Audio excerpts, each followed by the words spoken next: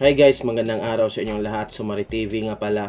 Sa video na ito guys, sabay-sabay nating panoorin ang isa sa mga vlog ni Sir Onyo TV na in-upload niya kahapon ba, August 26 ng isang araw, 2025. Kasi nga si Sir Onyo TV, nakuha na nila yung pera na binigay ng Ateneo de Davao University. No? Nagbigay kasi ang Ateneo de Davao ng pera para kay Popoy. Kung matatandaan nyo si Popo, yung dati nang na-vlog ni Sir dito, at pati na rin si Sir Paul, yung batang may leukemia ba, no? Yung palaging, nakakaawa nga yung papa niya kasi palaging umiiyak, no? Tuwing na-vlog siya na Sir Paul at Edito. So, nakuha na nila, pinuntahan talaga nila Sir Onyot yung pera doon sa Davao, sa Ateneo de Davao University. Kaso lang, pagka uwi nila, ito si Sir Onyo TV, kapitbahay lang ito nila ni Nanay Lorna. So pagka uwi nila gabi na, kaya hindi nila nahatid agad yung pera sa pamilya ni Popoy, kaya kinabukasan na. So ito na-upload na ni Sir Onyo TV yung video, kaya sabay-sabay nating panoorin guys, at support nyo ang YouTube channel ni Sir Onyo TV. So ayan, ihinatid na dito ni Sir Onyo TV ang pera na galing sa Ateneo, nabigay ng Ateneo de Davao University para kay Popoy, ang batang may sakit na leukemia. So panoorin natin yung video guys. Ngayon po namin ihatid ang pera na nakuha namin kahapon doon sa Ateneo de Davao University, doon sa may Rojas Avenue. So maraming salamat po sa inyong tulong para kay Popoy Isdang. So kahapon namin nakuha itong pera mga kababayan, kaso nauwi kami dito mga gabi na. So hindi namin nahatid doon kay Popoy Isdang. So ngayong umaga namin ihatid ang pera para po makatulong din ito para kay Popoy makabili ng dagdag niyang mga gamot. So ito po yung pera nga na pinabigay ng Ateneo mga kababayan, para kay Popoy Isdang. So samahan nyo kami mga kababayan, puntahan natin yung bahay nila ni Popoy Isdang. Andito na kami mga kababayan sa bahay nila ni Popoy Isdang at Jimmy Isdang. So hintayin muna namin yung ama ni Popoy. Popoy, Andre, hintayin muna namin. Pwede may makasaka?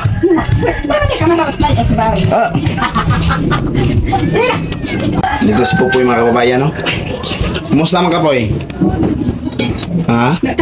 Kapoy? Nasisig inong tambal? Napasig tambal? Tupak man tigapon. Okay. Ito po si Popoy mga kababayan. Sa talim daw. Kawawang bata ito si Popoy guys, no? Pero anyway guys, ito si Sir Onyo TV, katutubo din ito, no? Isang nagcha-charity din ito guys. Meron din napapadala sa kanya, no? Katulad din ni Sir Paul. Pero mayroon 11 subscriber pa lang, nagsisimula pa lang itong si Sir Onyot, no? So ayan, nagcha-charity din siya, support niyo siya, no? So ayan si Popoy. Hindi nagsasalita yung bata, no?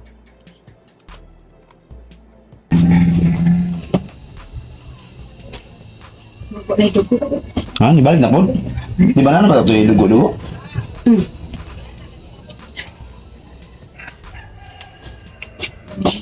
Luya mo pa minaw, kapoy? Yan pala yung may leukemia, no? Namumutla yung yung palad niya, yung niya sa paa. Yun pala, no? Leukemia, problema sa dugo. Ha? Gapon mo nakapinasiwa mo ka. Ano man? Suka man. Pero sige sa ginong tambal. Wa man akong makapainom kay wa ka nakakaon kasi suka man. Pag dili sa kainom kung dili sa kakaon? Oo. Kaon pa man may kaon. Kanya kay di man siya mukaon. Hindi nakainom si Pupoy ng gamot kasi nga walang gana kumain. So dapat naman talaga na alam natin lahat yan na pag may inuming gamot dapat kakain muna, no? Pero si Pupoy nga, sabi nito nanay dito ni Pupoy, lola or no? Sabi nito ni nanay ay hindi nakainom ng gamot si Pupoy kasi nga hindi kakain, no? Wala daw gana yung bata, no? Siyempre may nararamdaman pero laban lang po, dapat talaga kakain si Popoy para kahit papaano may laman yung tiyan niya at may makainom din siya ng gamot, no? Kasi masama naman din talaga inom ng gamot tapos walang laman ng tiyan. Hindi siya makainom. Ano? Wa to nakainom kay wa man kaon. Karon pa na ko painom. Kumakain pala kahit anong ano ni Popoy nakakain, yung kinakain niya, pagkatapos niyang kumain, sinusuka lang niya, no? Kahit pinipilit niya yung sarili niyang kumain, nakakakain naman siya guys, pero sinusuka daw ni Popoy.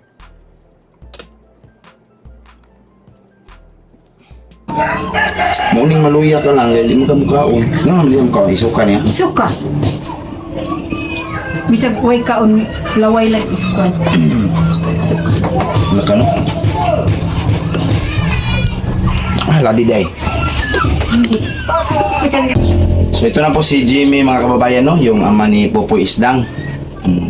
Na nag-alaga sa kanya sa kay Popoy ngayon. So ito po yung binabigay lad ng Ateneo de Davao University.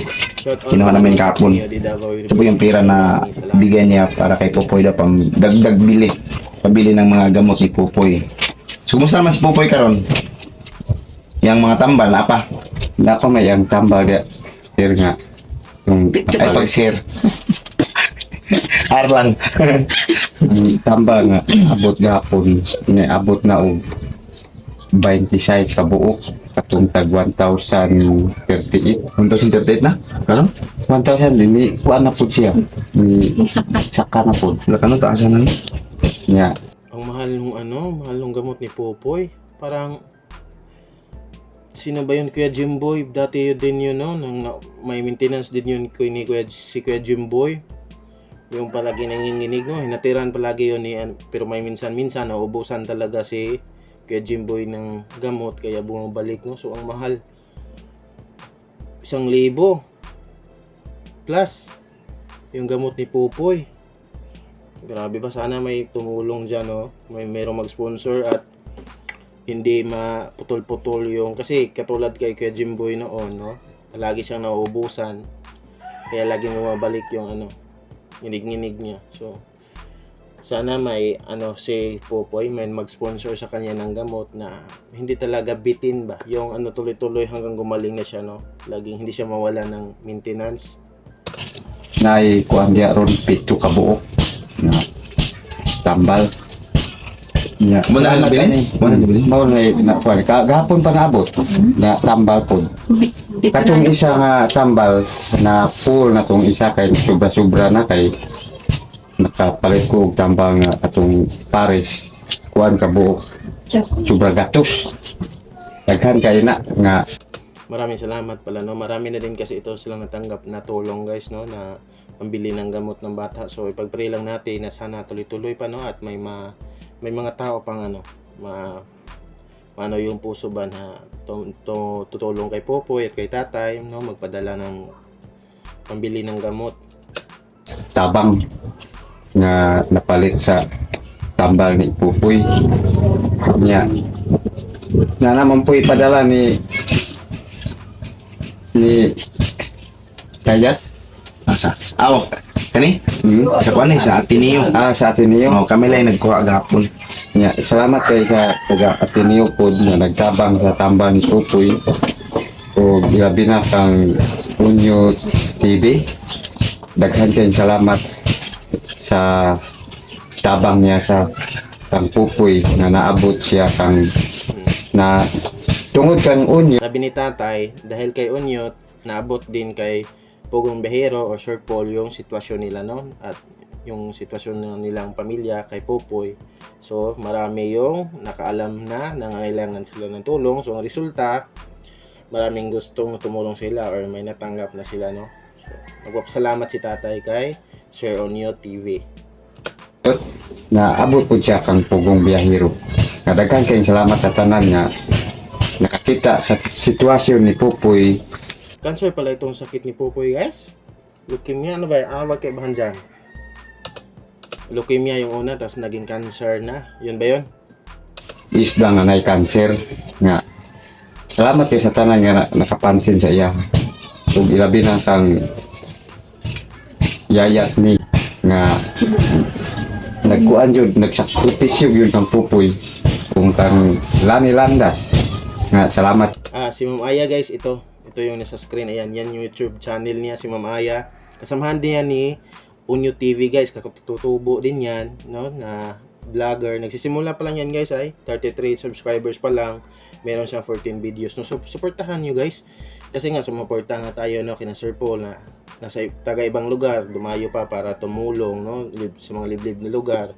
So ito sila, no, support, kumbaga support local lang o ano, no, support katutubo tayo, no, kasi sila para mas marami pa din silang mga matutulungan na kapwa nila katutubo, no. No, support niyo to guys, Ma'am Aya Vlog, kasi 33 subscribers pa lang siya. So ayan, nagcha-charity din yan guys, kasama ni Sir Onyo TV. Kay ma'am. Kay mo. Kay Sa pagtanaw ni mukhang Ma'am Aya. Si Ma'am Aya Vlog. Nya.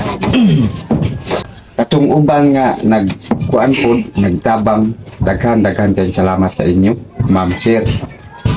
Sa kinabuhi ni Pupoy nga nakaroon sa nabitay ang kinabuhi. Kung saon po ni bata nga para lang siya nga maayog yun siya. Sa Ginoo na yung tanaw sa akong anak na 6 anyos. O katong nagtabang na di mo magmahay kay kada adlaw mo palit may tambal sa buo na ko ipalit pada ako 15,000 nya. Sabi ni tatay, hindi daw talaga magsisisi yung mga tumulong sa kanila kasi bibili talaga niya ng gamot daw para kay Pupoy. Minsan nga nagpapadala siya ng 15,000, no, kung sino siguro may pupunta sa ano malayo siguro sa lugar nila itong ano lungsod o bilihan ng gamot, pinapadala ni tatay. So yung 15,000 sa sobrang mahal ng gamot, yung 15,000, 10 gamot lang yun ang nabibili para sa sakit ni Pupoy kasi nga sobrang mahal daw. No, yun nga kanina nakita niyo, no, Liam. Basta lagpas 1,000 yung gamot. Di ra kaabot og pulo ang mapalit. Mahal man kaayo. Nga, salamat kayo sa nagtanaw ang video namo. Pero ang iyang tambal karon na, Oh, napa. ang katong 30 dapat mainom niya. Pila naman kabok na inom niya? Katong magsabay man na sila sa katong O kulang na lang. Eltrom bupag o katong Kulang na lang 7. Pito na lang tong 30. pito lang. By the trees na. Nakaroon niya katong iluwa niya. Balik ko niya painom siya. Naluwa na. Labay na. Hilis naman. Ano, hilis naman. So bali apit 2,000 ang adlaw. Sabi ni tatay, bali to 2,000 ang araw ni Pupoy na iinom bawat araw, no? Bali kung sa pera 2,000 sa isang araw yung ininom ni Pupoy, no? Mahal ang gamot, no, sa katulad nating mahirap na. Ang hirap talaga ng sitwasyon guys, lalo na pag magkasakit tayo tapos wala tayong pera, no? So Niya katambal niya kay magpares man na. Oo, duhamin to. Niya isa ka bulan pila, isa ka bali apit na bulan bisig inom tag 1,000 tingnan ko as gasto. Binta gid ta to ma-check, matanaw siya ba, no? Sa doktor. Kung iadtog doktor unta kuan ma-stress naman siya, murag mangurog na siya. Balag dili man ta magpadagom dito dal. Muna po. Lumangkaw pa dito. Hindi mo nga. Dili man magpa-inject, dili man ta magpa-tusok dito, magpatanaw lang ta sa doktor para lang Suruy na good. para lang magkita mo sa doktor, mana ay okay na si Pupoy. Okay, pwede na muli sa inyo ha, kay okay, improve naman siya kay nag-inom magsagtambal. Kay sa Uli na punta din. grabing kaluoy na ko sa akong anak Ma'am Sir kay luto-luto ko para lang sa iya. Malingaw lang akong nahuna. Nga, gusto na ko nga makarecover siya. naiyak na si tatay niyo. Sabi ni tatay na sobrang naawa na siya sa kanyang anak na si Pupoy. Tapos ang ginawa ni tatay, nagluluto na lang siya ng ulam para kay Pupoy. Kumbaga inaaliw na lang nito ni tatay yung kanyang sarili para hindi niya laging maisip yung nakakaawang sitwasyon ng kanyang anak, no. So naiyak na talaga si tatay, no. So sobra talagang nalungkot na nararamdaman ni tatay para sa kanyang anak na nagkaganyan. Kasi hindi naman lahat ng tatay is umiiyak talaga pag ganyang sitwasyon, no. So si tatay pinapakita niya talaga, no. Sige kong ingon kada adlaw maabot ko diri sa iyang duyan. Maadto sa hospital. mamatay naman siya sa mo to pugsun ako. Mao na nga sa akong una-una karon bago ko maayong gawi. Sabi ni tatay, gusto niya talaga na gumaling nga si Pupoy, no? So, bawat pagagaling niya sa kaniyang uma or sa bukid, pagdating ni tatay daw sa kaniyang bahay, lagi niyang inano si Pupoy nga, punta na tayo ng hospital na para matingnan ka na ng doktor, pero ayaw talaga ni Pupoy, parang mamamatay na si Pupoy, kakapilit ni tatay, no? So, pinipilit talaga ni tatay na pumayag si Pupoy na dalhin na pumunta sila ng hospital, pero ayaw talaga ni Pupoy.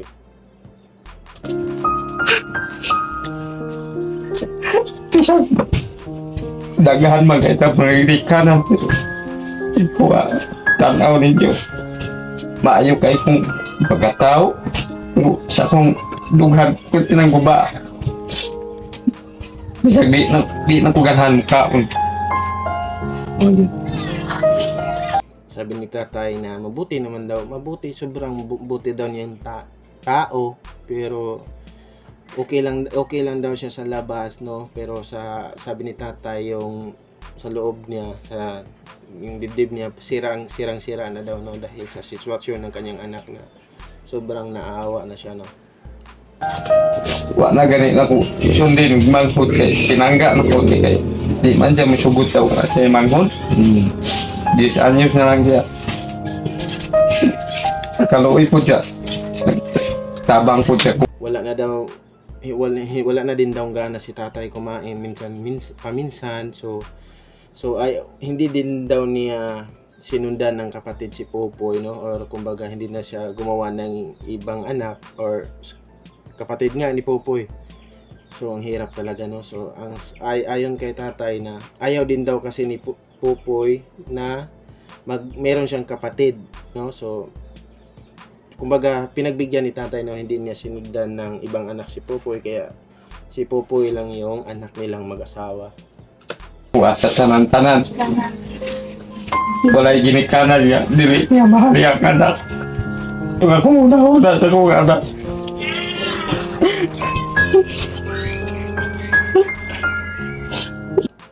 Wala daw magulang na hindi mahal ang kanyang mga anak. Mayo pag ako na'y action, ako na'y iunay kuhaon sa Ginoo. Kaya saya ha, 10 anyos pa. Sa gunsaw na kung lingaw at hindi na buhi. Sabi ni tatay, mas mabuti pa daw na siya na lang yung mamatay or yung unang kukunin ni Lord kaysa yung anak niyang si Pupoy.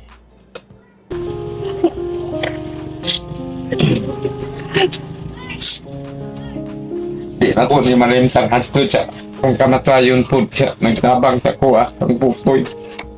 Kaya ako wag ko nasayod. Kano siya po, waon sa Ginoo yung kinabuhi. Salamat kay Ma'am Sir sa inyong tanaw sa among video. Luyag ito kong anak. Salamat kay Sir, Ma'am. Salamat po guys sa nagtabang na to, no. So salamat kay sa mga naghatag sa tabang para kayong Pupoy sa pamilyang Jimmy. Salamat po kayo.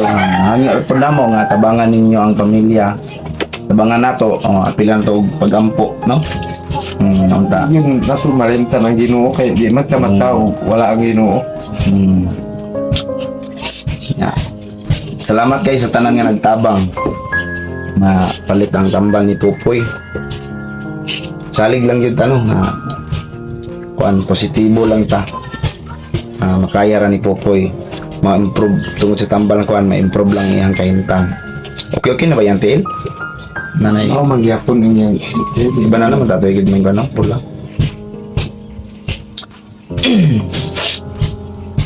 Apoy lain choice ani kay ay motor kung panahon kung hadlok naman siya uno na kung adto.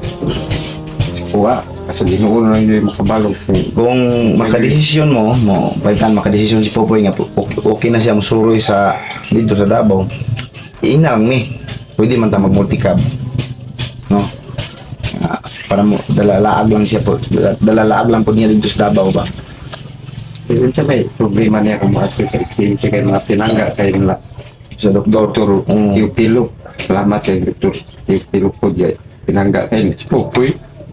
Ipinagkitiwala na lang daw talaga ni tatay sa Panginoon ang sitwasyon ng kanyang anak na si Popoy, kasi si Popoy mismo ayaw pumunta ng hospital. So pinaalam naman ni Sir Onyo TV kay Tatay Jimmy na kung makapagdesisyon na si Popoy at papayag ng dalhin siya sa hospital para mapatingnan ng doktor, sabi ni Sir Onyo TV na sabihan lang sila ni Tatay Jimmy, kaya dahil may multicab naman daw sa Sir Onyo TV, para madala nila, no, bali sila Sir Onyo TV na yung bahala sa transportasyon papunta sa hospital, no, kasama sila tatay, kung papayag si Pupoy, no, kung papayag na yung bata. So sana papayag na si Pupoy para kasi naawa na din ako kay tatay, parang gusto niya na talagang dalhin si Pupoy para malaman kung ano na talaga yung sitwasyon ng bata, para malaman din kung ano na ang dapat gawin para gumaling. Kadang nurse po dia sa PMC. Ano kahilakon po siya nga. I-discharge Mapoy sa hospital. Daw siya subot pagawason kay. Grabe daw yung sakit. Sa unta may sige na mag-ingon gawas may gusto na daw siya mauli sa amo kay Twila. Wala grabe akong kalibog aning bata. Ay, yang kagawasan unta dito sa ospital ay kabalo na tanang mga doktor sa iyang sakit. Sabi ni tatay wala naman daw problema kasi hindi pala, mali pala ako kanina guys, no, nadala na daw nila si Popoy sa ospital, no.